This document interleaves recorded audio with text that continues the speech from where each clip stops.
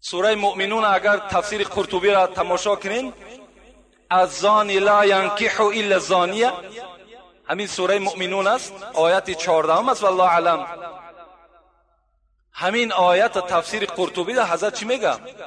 میگه من زنا، کدام مردی که اگر زنا کرد، فسخ نکاحه بینه و بین زوجتی، نکاحش بین خودش بین زنش بریده می شود.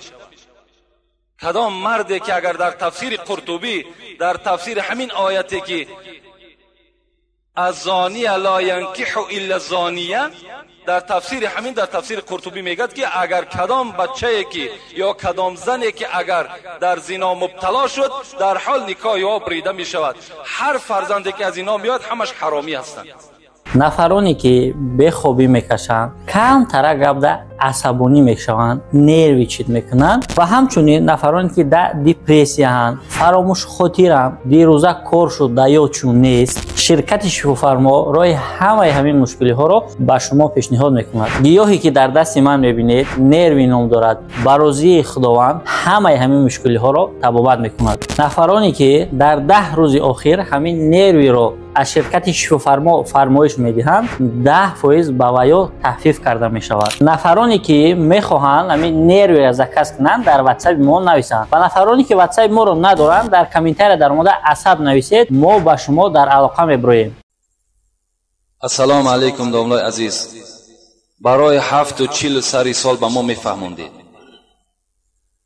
740 сари сол اینا در یگان حدیث پیغمبر خدا آمدگی نیستند. اگرچه از اولادای پیغمبر خدا بسیاری ذاتها گذشتند، شهید شدند، لکن در یگان حدیث نیامده است که اونها رفتن در اونجا 7 کرده باشند، 40 کرده باشند، یا سال کرده باشند، یا 6 ماه کرده باشند. اینا از اسلام نیستند. فقط اسلام ما و شما به خیر احسان ما و شما را دعوت میکند همین هم شرایط داشته باشید. کدام روزی که دستی ما و شما میرسد برای روح ارواح ما و شما همون روز رخصت است. جدا نکنین. حتی صاحب خلاصه، کتاب خلاصه کتاب مذهبی است. کتاب خلاصه کتاب مذهبی است. پیرو ابو حنیفه است. صاحب ابو حنیفه در مذهب دارد. همون صاحب خلاصه هم چی میگه؟ کسی که اگر معرکه میکند به نام چیل، به نام 7، به نام سال، همون معرکش مکروه است. نام نگذارد میگد، فقط بگد در راه خدا هست، برای روحانیت است، فقط با دستش برسد. برادرای عزیزی که قرآن خونده نمیتونید با زبان عربی، اینا با ترجمه تاجیکی و همچنین با حرفای کریلیکی طرز خوندن قرآن. اینا بسم الله الرحمن الرحیم، به نام خداوند بخشنده و مهربان. هم زبان عربی قدی نویسه، هم با زبان کریلیکی طرز خوندنش، هم ترجمهش هست. انا اعطیناک الکوثر فصل لربک وانحر. اینا یکم آیت با درستی که ما تو را کوثر عطا کردیم. یکم آیت نیم انا اعطیناک الکوثر. هر یک آیتی که میخونه ترجمهش هست، هم با زبان عربی نویسه، هم با زبان کریلیکی نویسه، هم ترجمهش با زبان تاجیکی است. السلام علیکم و رحمت الله و برکاته. همون حضرت میگوید اگر کدام صدقه را که شما نام گذاشتین، مثل 7ش گفتین، 3 بیگش گفتین، 40ش گفتین یا سالش گفتین، از ثوابش محروم میشین. شما نام نگذارید، بلکه اگر دستی شما میرسد خیر احسان هیچ کس راهش بستگی نیست. دستت میرسد مرحمت، لكن دستت نمیرسد. رسول اکرم گفت است لا اشتری شیئا لیس عندي ثمنه. نمیخرم چیزی مادامی که در جیب من پول نباشه. مقصد که من پول ندارم، قرض کرده خیر احسان نمیکنم، پنجشنبگی نمیکنم، سری سال نمیکنم، مادامی که قوت من نرسد. قوت شما نمیرسد خیر احسان کنین، در نزد خدا شما ثواب نمیگیرین، بلکه شما گناهکار میشین، زیرا حق فرزندای خودتان را چیکار کردین؟ پایمال کردین. از این خاطر اسلام ما و شما بدنام نکنین. اسلام ما و شما را مجبور نمیکند. همان خدایی که خالق همه شماست بر شما میگوید لا یکلف الله نفسا الا وسعها. هیچ بنده ما از قوتش زیاد تکلیف نمیتون، قدر قوتش. خدا حال همه ما و شما را میداند. از این خاطر از حالمان، از همان کرپه‌ای که داریم، از او زیادتر پامان دراز نکنیم. او مصحفا ورثه، کش به حال او پولدارهایی که برای طالب علما قرآن میخرند. کسی که در دنیا از پس خودش یک قرآن میراث میماند و به خانه قبر میرود، تا وقتی قرآن او را یک برادر میخواند، ثواب هر یک حرفی او در خداوند حسنات در نامه اعمال اون انسان می نویسند.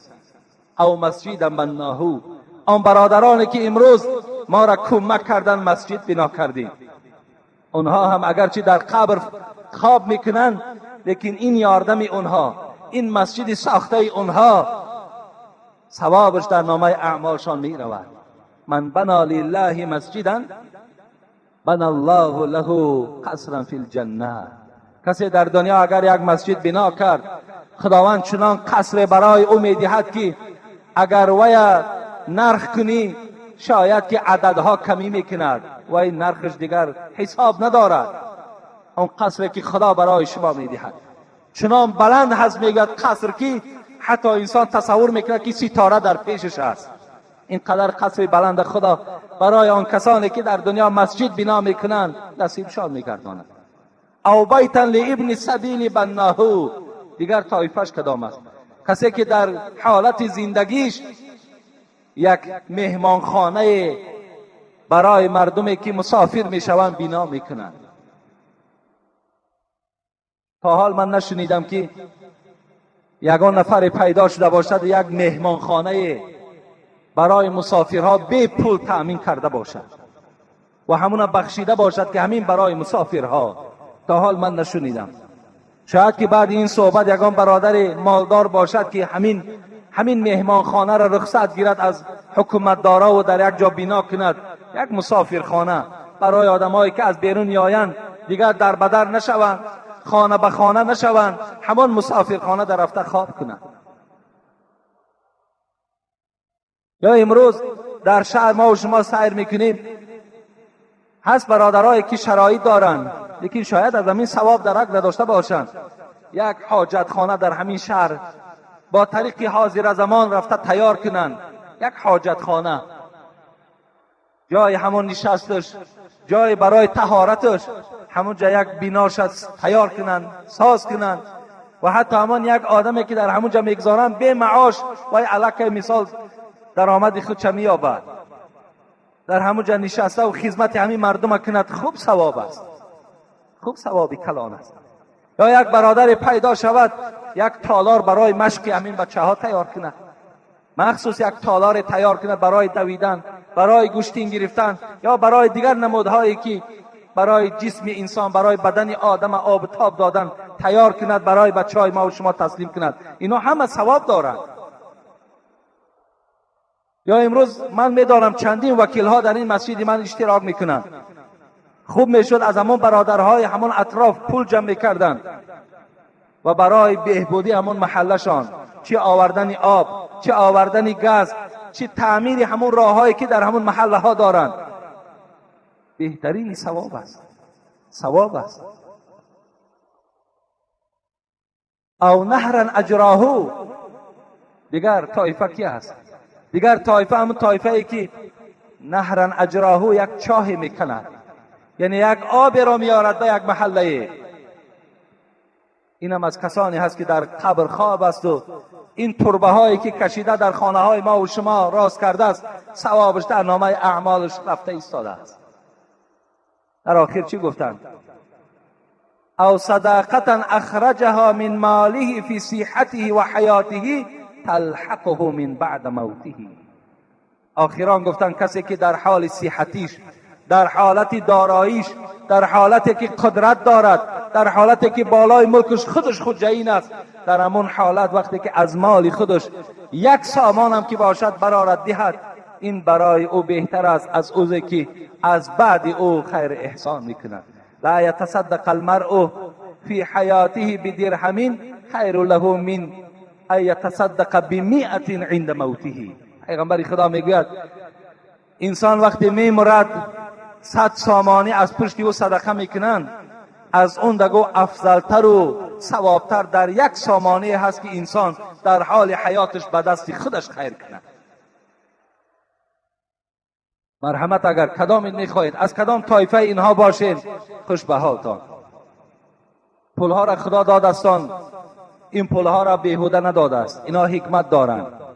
این پول نداد که شما مغرور شوین، این پول نداد که شما سرکش شوین، این پول نداد برای شما که دخترهای مردم از زنا کنین، این پول برای شما نداد که حرام کرده های خدا را خریده و در حلق مردم ریزید.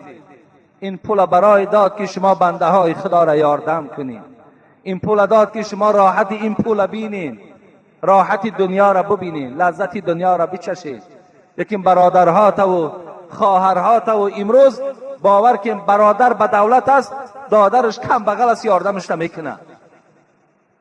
چند برادر اولی خطا آمدگی است در من، چند برادر شکایت دارد که برادرم صاحب نصاب است، زکات میدهد، در ما نه بلکه مردم میدهد، ما را نمیدهد. تا این اندازه صله رحم نمانده است.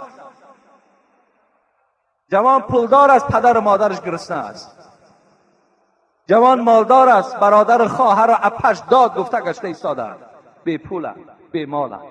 دادر چیکار دارد؟ روزی دراز مست است، روزی دراز مال در راه نادرست صرف میکند. یقین دانین که این مال عاقبت ندارد. پولی که در راه نادرست که صرف شد، عاقبت آن ذاتی که داد و در حال از تو میگیرش. کم بغل میشوی، نادار میشوی، بعدا طعنت میکنن زمانی که داشتی یاردم ما نکردی، اکو امروز که نداری خوب شدی گفته همچنان ما و شما را طعنه میکنن. برای همین این پولهامان و مالهامان اگر در راه درست صرف کنیم، انشاءالله ثواب خیلی زایدی رو ما و شما میگیریم. یا حتی که اگر ما و شما، حدیث پیغمبر یادم آمد، ما من مسلم یزرع زرعا او یغرس غرسا فیأکل منه انسان او طیر او بهیمه، حبیب خدا چی میگوید؟ الا کان له صدقه. اگر کدام انسان یک درخت میشیناند یا در یک زمین زراعت میکند، گندم میپاشد، زغیر میپاشد، حبیب خدا را حدیث مبارکش تماشا کنید. حضرت گفتند از برای او گفت در همین درخت ها و در همین زراعتش صدقه هست. شما می توانید دادرای عزیز، کدامید که در همون گویم همون زمین هایی که نزد حولی تان دارین، همون ها در درخت شینانید، اینم کار ثواب است. اگرچند که باغ کردن کاری هر کس نیست، اگرچند اینم خیلی بگیم یک فضل کلانی است که خدا به هر کس نمیدهد، لیکن به هر حال شما بنده های خدا هستید. توصیه پیغمبر همین است که حتی که اگر شما یک درخت شینانین، اینم برای شما در نزد پروردگار ثواب است. حتی میگوید بین اگر از میوه همون انسان میخورد، حیوان میخورد، پرنده ها میخورد، اینم برای شما ثواب است. گفت حتی انسان، در حدیث دیگر میاد، حتی انسانی که اگر از چشم تو پنهانی آمده از همون میوه های درختی تو چیند، هم در هر یک دانه میوه پروردگار برای تو 10 ثواب میدهد. حتی میدزدن از باغ دزدن هم تو را خداوند ثواب میدهد. اینم عملی خیلی خیر است، اینم شما از دست ندهید.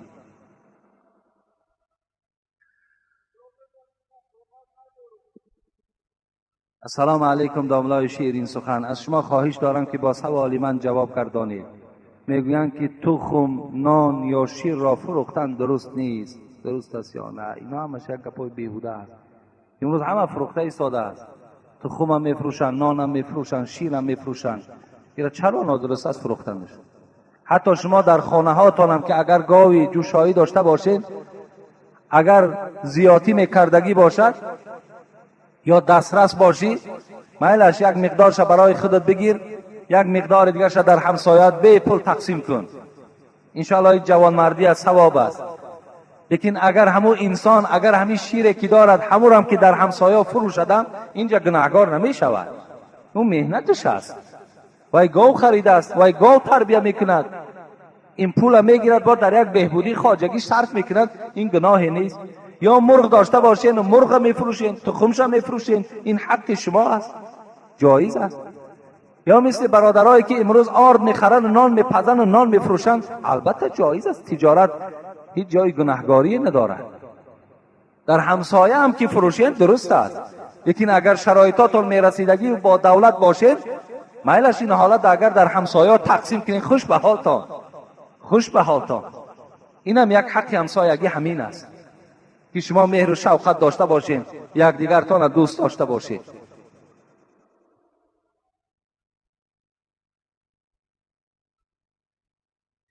سوالها را به نهایت دراز بد می نویسیم. همین فقط برای من وصف حاجت نیست، من گفته بودم. باور که من اون وصفی که در همین خطها شما میکنید من قسم نمیخورم، لیکن باور که ارزنده همین وصف من نیستم. ما از همین وصفها، از این صفتها خالی هستیم. ما باور کنین از پسترین نمازخانه که در همین مسجد ما هست، باور کنین من از او دا باور که پستر هستم. هیچگاه ما صفتی بلند نداریم، وصفی بلند نداریم. ما را وصف نکنین. میلش دوست می‌دارین، خدا شما را دوست دارد، من هم شما را دوست می‌دارم. خدای مهربان همه شما را نجات دهد، همه شما را خدا نگه دارد.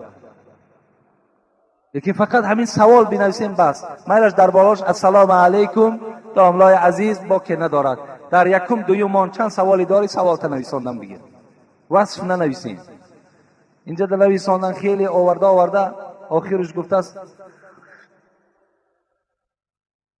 کدام ملای بوده است اینجا نامشم ذکر شده است، از کجا بودنشم ذکر شده است، من اینا را نمیخوانم. فقط گفته است که در همین مسجد ما فقط نامهای همین وهابی و دیگر ذکر شدن میگیرد. آیا همین ها بس نیست؟ وهابی ها گمراه هستند، از قفای آنها نماز نخوانید و دیگر. حاجی میرزای عزیز التماس یگان چیز عاید این بگوید. راست گپ از این کلمه وهابی نه گوشهایمان آرام شده بود. آیا گفته های این ملا یگان حقیقتی دارد؟ یعنی هست البته انسان هایی که با همون کلمه های وهابی و با همون کلمه های نادرست در بین مردم افشا میکنند، در بین مردم میرسانند. برادرای عزیز، امروز این فضل الله بود. این ده همه ما و شما شکرانه کنیم و قوه به نهایت زیاد صرف کرده جناب عالی بود که امروز ما و شما به وحدت رسیدیم، ما و شما آرامی را به دست آوردیم. از این آرامی در نعمت کلال و قیمت به خدا قسم وجود ندارد. همین سبب آرامی است که شما آمده در نزد من میشینید، آمده در این مسجد کشاده میبینید، همه این سبب آرامی هست. بیا بس کنیم. کسی چیزی بود نبود، همه این ما و شما با گذشته گفتیم کلان تلا صلوات. بیا یک دیگر را سیاه نکنید. بین همین وضعیتی که خدا برای ما و شما موافقش آورده است، اینقدر یک دیگر فهمی ها داریم، محبت داریم. الحمدلله امروز پیشروی ها داریم در همین تاجیکستان. امروز روز به روز دسترخوان ما و شما بای شده ایستاده است، می شود الحمدلله. فقط شما دعا کنید. بین همین آرامی را از دست ندهیم. بین یک جای ما و شما همه یک دیگر ما دوست داریم. ازبکیم، تاجیکیم، کدام ملت نباشیم، یک دیگر ما دوست داریم، یک دیگر ما حرمت کنیم. در یک محله زندگی داریم، در معرکه یک دیگر مراسم های مرده و خرسندیمان یک جایه هستیم. بیاین یک دیگر را احترام کنیم. همه من کلمه لا اله الا الله محمد رسول الله میگوییم. ما شما مسلمان هستیم، چی در کار؟ اون ملا این تری است، وای آمیش این تری است، وای مشتفید این تری است. از اینا ما و شما زبان ما بند کنیم، ان شاء الله عاقبت من بخیر می شود. و الا همچنان اغوا انداختن گیریم، یک دیگر را سیاه کردن گیریم. همین جامعه ای که خیلی خدا را شکر زیبا و آرام است، همین از دست ما و شما میدهیم. پسان وای میگوییم، پسان داد میگوییم، باور کن دیگر فایده ما ندارد. و ما و شما یک بار مصیبت زده هستیم که یک بار این نارامی ها را دیدیم که آخی همیش بسه برای ما و شما. و آخر دعوانا ان الحمد لله رب العالمین. خدای مهربان، خداوند عاقبت همه ما و شما را بخیر کند. آمین یا رب العالمین. خب ان شاء الله جمعه آینده اینجا برادرایی که یاردم ها کردن نام هاشون میخونیم. برای وقتم الکی وقت همه گذشتگی هست و جمعه آینده ان شاء الله خیامون سوال و جواب ها را مگرم گیم که به سوال و جواب این جمعه نرسیدیم. این صدقه خیلی موضوع مهم است. همین قدر من الحال یعنی تمام خیر احسان ها را جابجا کردن در قوت ندارم، لیکن من همین قدر به شما رسانیدم که کدامش در شما ثواب میگیرین، کدامش در شما ثواب نمیگیرین، تا که فهمین که اسلام بالای هیچ کدام مسلمان جبر ندارد، ظلم ندارد. اسلام همه ما و شما را فقط و فقط از روی شرایط طلب میکند. شرایطت هست مرحمت، شرایط نداری زور نزن، شرایط نداری قرض نکن. این دستور قرآن و دستور احادیث های پیغمبر است. مرحمت از اون بگیم.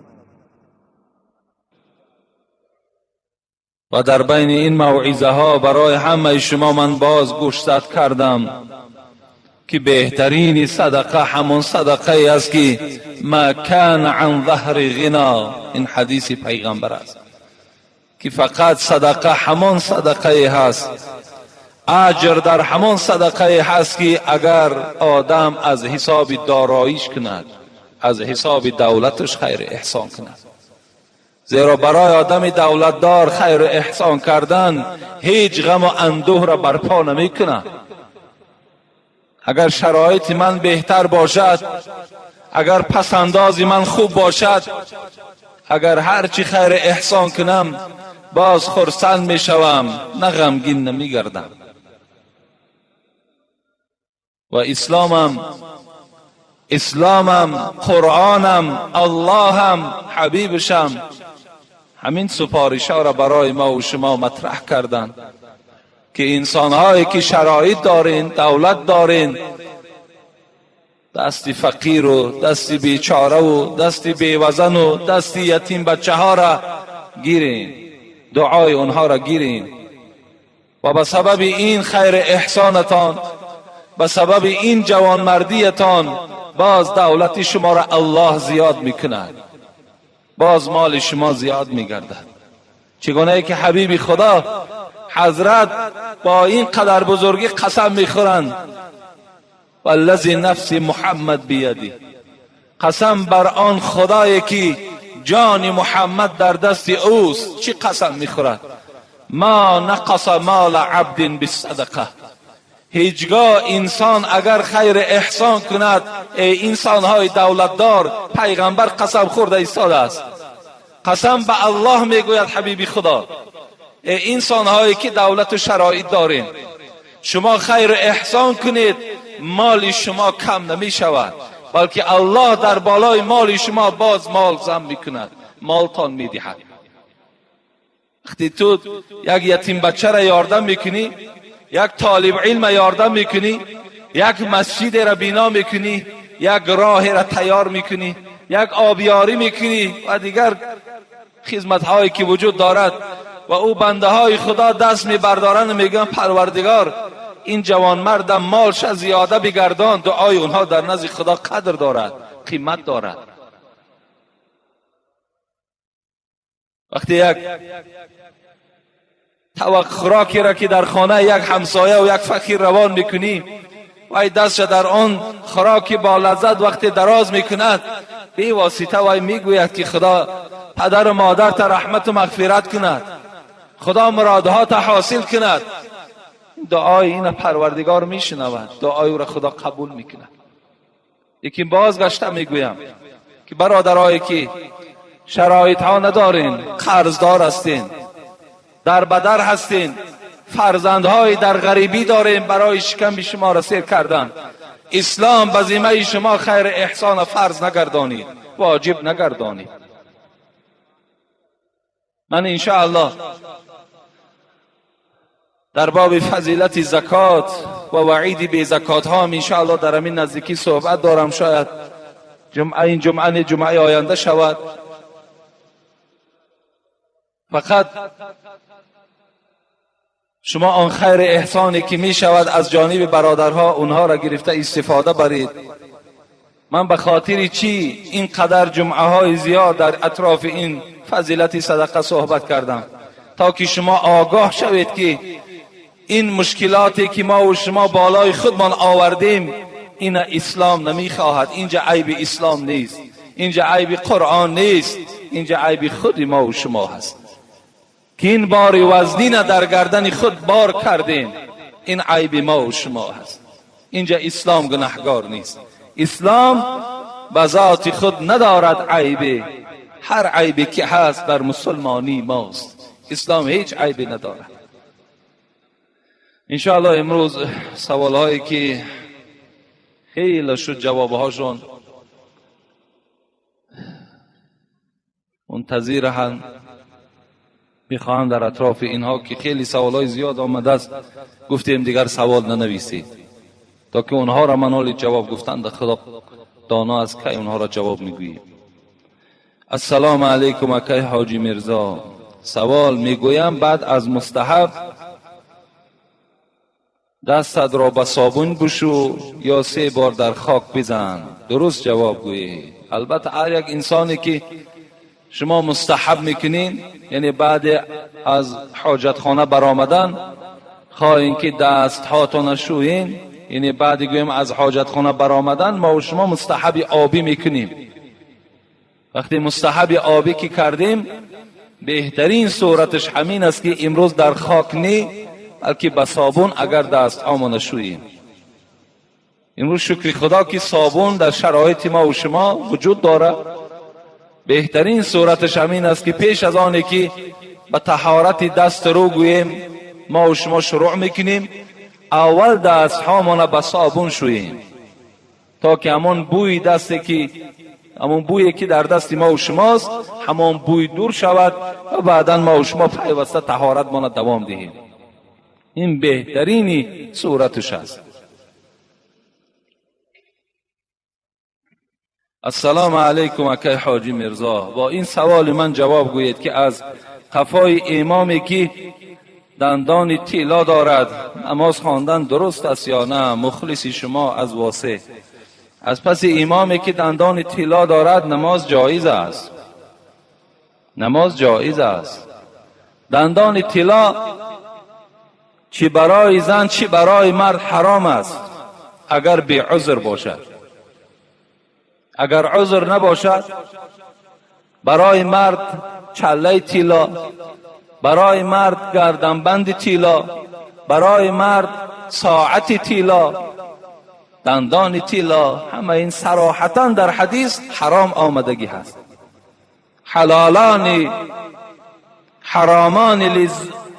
حرامان لذکور امتی و حلالان لنسائهم. در متن همون شرح الیاس هم که فتوا هست در اونجا هم این در کتاب کراهیتش این حدیث تحلیل کردن که حبیب خدا گفتن ابریشم همراه طلا و تمام مردهای امتم حرام گردانیدم و به زنهای امتم حلال گردانیدم. لیکن برای زنها انداختن گوشوار و گردنبند دستمانه جایز است. لیکن دندان طلا اگر برای زیبایی کرده باشد این حرام است، در اسلام اجازت نیست. حتی حدیثی را که دائما بهر شما گفته بودم که حبیب خدا جوانی را زیارت کردن در دست او چله طلا دیدن. چگونه که امروز جوان مردای ما و شما هم چله طلا دارن، نماز خوانن، بچه های خدا ترسن، ذکرگو هستن، لیکن چله طلا دارن، دوست می‌دارن چله طلا را. لیکن پیغمبر خدا اون چله را چیکار کردن؟ از دست این جوان گرفتن و چله را دور پرتافتن. وقتی حبیب خدا از نزد اون جوان دور شد رفیقای او چی گفتن؟ گفتن حبیب خدا رفت، بگیر بردار از زمین، یا در دستت میکنی یا بر در خانه ذخیره کن. لیکن این جوان این جمله را که جوان گفت باید این تمام آن برادرایی که در دست چله طلا دارن با خطهای زرین در خاندان نویسند، در بالای سرشان مانند. همون انسان هایی که چله طلا دارند با خطهای زرین این جمله این جوانه باید در خاندانشان نویسند. این جوان چی گفت؟ گفت والله، گفت قسم به خدا، گفت این چله را که حبیب خدا از دست من جدا کرد و در زمین پرتافت اصلا وای نمی بردارم. اگرچه نرخی او $1000 هم باشد، $2000 هم که باشد، من وای از زمین نمی بردارم چیزی را که حبیب خدا پرتافته. این جمله ای بود که از زبان این جوان مرد خدا ترس برآمد. این باید در تمام جوانای ما این شعار باید. این جوان مردی نیست، این جوان مردی نیست که در دستی من چله باشد که $3000 و $5000 قدر داشته باشد. من جوان مرد، انا همون جوان مردی را میگویم که در پهلوی برادرای فقیر ایستاده و مردم یاردم کند. مال داری، ملک داری، خوش به حالت، من طرفدار شما هستم. من دائم دعا میکنم که خدای مهربان تمام مردم تاجیکستان بای بگرداند. دائم دعای ما این است.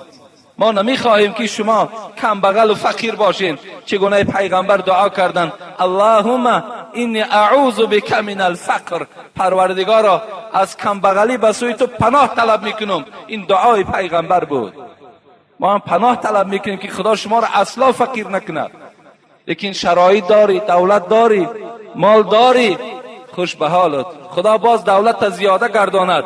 لیکن برادر و اولاد و اجداد، بعضی همون چله‌دارها باور کنین پدرش گرسنه است، مادرش گرسنه است، خانه دادرش از سالش خطی باور که خبر نمیگیره، تمام اولاد و اجدادش از او شکایت داره و لیکن در دستی یک چله هست که اگر شاید که ما و شما برداشتش نتونیم، یا در گردنش چنان گردنبندی هست که اگر در ترازو کشی شاید 2 کیلو بیاید، لیکن همت ندارد. همت ندارد. گفتی همون شاعر دولت را فیل بردارد میانش بشکند. دولت اگر فیل برداره میانش بشکند، همتت را پشه هندوستان برد. یک چنان همت داری که یک پشه بگیره هندوستانش میبره. تو همت داری، تو جوانمرد باشی، مرحمت. امروز راههای کمک خیلی زیاد است، خیلی زیاد است. امروز برادرای تو نصرانی شده ایستادند. امروز بیماری های داریم، بیچاره ها که میگوید 100 سامان در کار که می چشم جراحی کنم 100 سامان نمییابد.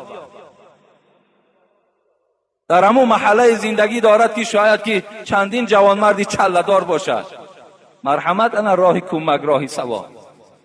این ملامت نیست، این تحقیر نیست. باز یکان تا شما خفه نشوید.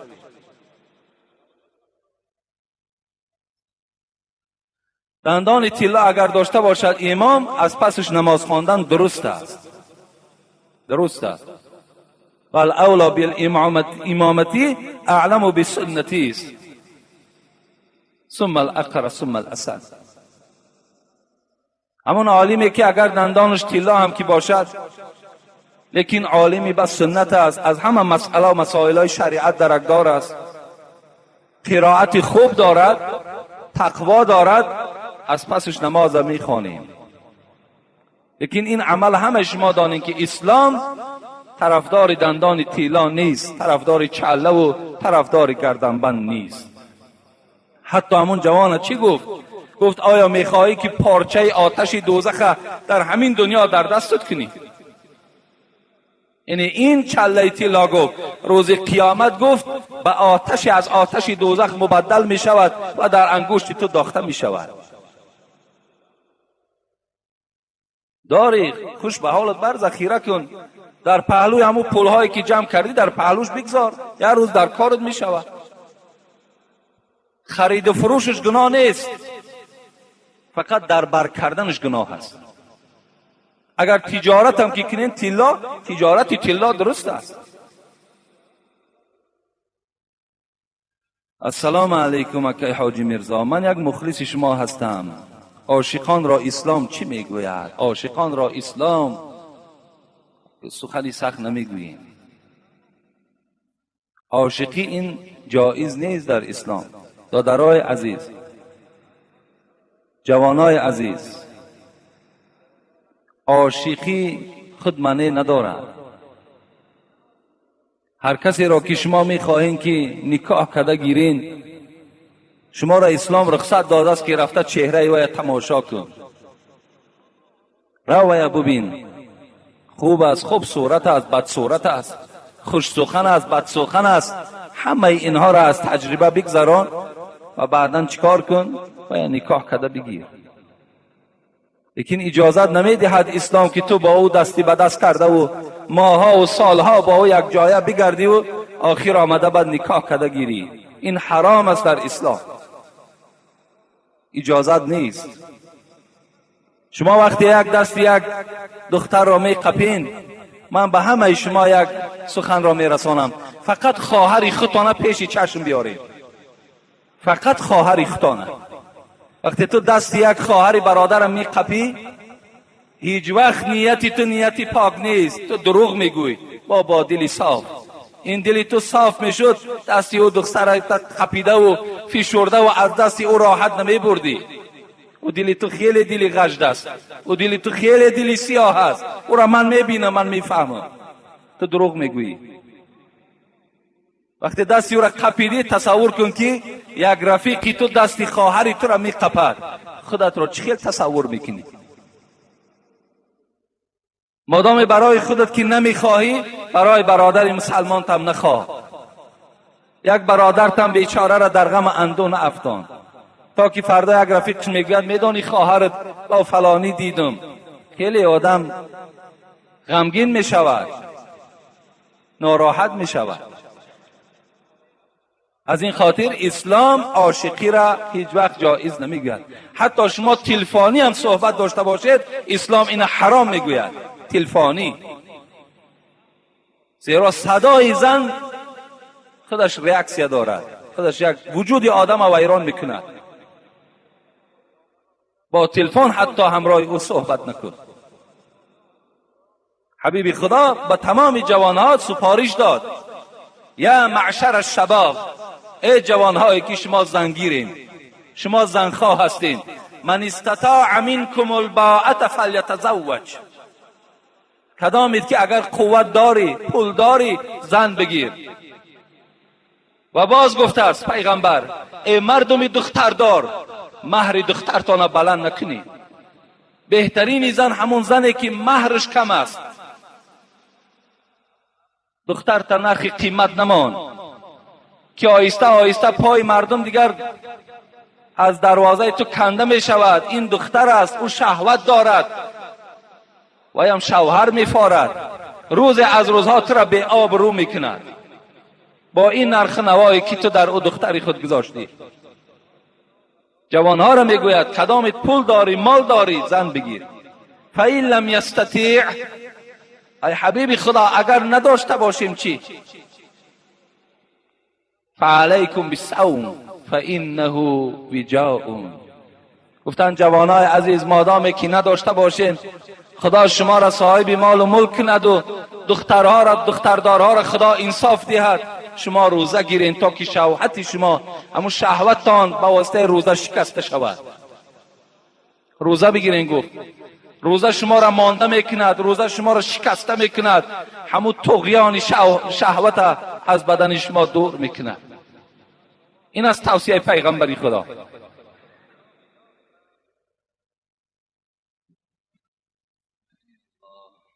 تعجیلی مخلص شما از شهر دوشنبه. السلام علیکم حضرت حاجی میرزا. ما مخلصان شما از شهر دوشنبه با زیارت شما آمدیم. از شما خواهش میکنیم که در حق اهل عائله ما یک دعای خیر میکردید. بعدا با یک سوال با شما مراجعت میکنم.